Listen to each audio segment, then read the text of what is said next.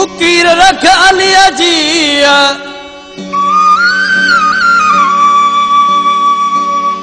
उकीर रख अलीअ जी बि सिक बि करे ॾींदई छा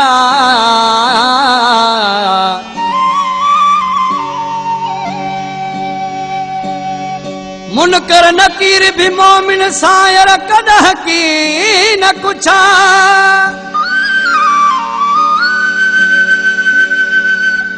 फकर अली चे पुछा बेली नाहे मौला जे मुरीदन खां होला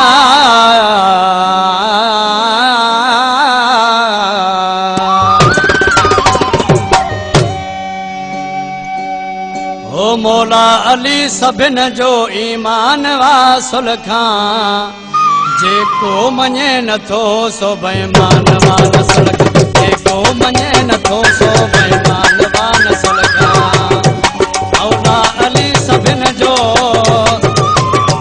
मौला अली सभिन जो ईमान वासुल खां जेको मञे नथो सो बेईमान वासुल खां जेको मञे नथो सो बेईमान वासुल खां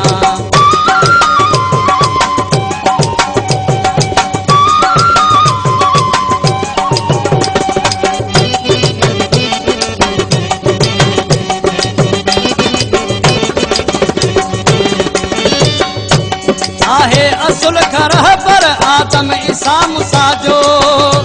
जागीर आहे जिब्रील मौला मुर्तज़ा जो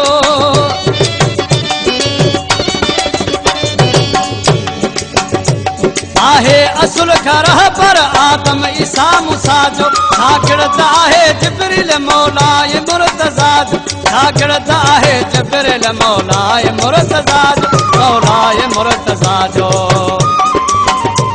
जिब्रील के शागिर्द जो जिब्रील के शागिर्द जो निशान वा अवल का जेको मञे नथो सो बेईमान वा नसुल का मौला अली सभिन जो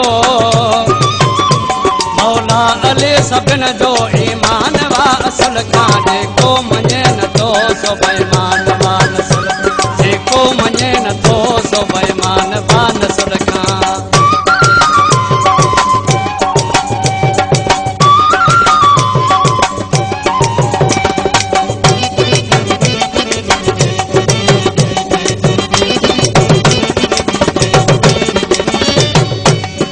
जे नबीअ जे दर ते कन अंबिया सलामी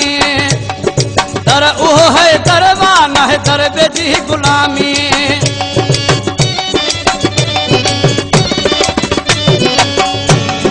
जे नबीअ जे दर ते कन अंबिया सलामी दर उहो है दरवान है दर बेजी गुलामी दर उहो है दरवान है दर बेजी गुलामी न है दर बेजी गुलामी मुझे मौला अलीअ जो मुझे मौला अलीअ जो मथ शान वा असुल खां जेको मञे नथो सो बेईमान वा नसुल जेको मञे नथो सो बेईमान वा नसुल खां मौला अली सभिन जो मौला अली सभिन जो ईमान वा असुल खां जेको मञे नथो सो बेईमान वा नसुल जेको मञे नथो सो बेईमान वा नसुल खां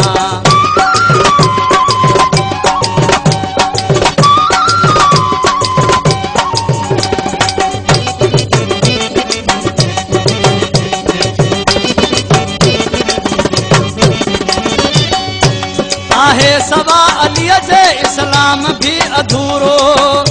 मन तूं फतह मुला खे पोइ दीन थींदुई पूरो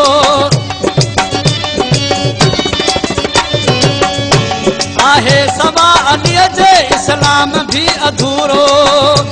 मन तूं फतह मुला खे पोइ दीन थींदुई पूरो मन तूं फतह मुला खे पोइ दीन थींदुई पूरो है दीन थींदुई पूरो हो जे सॼी ख़ुदा जो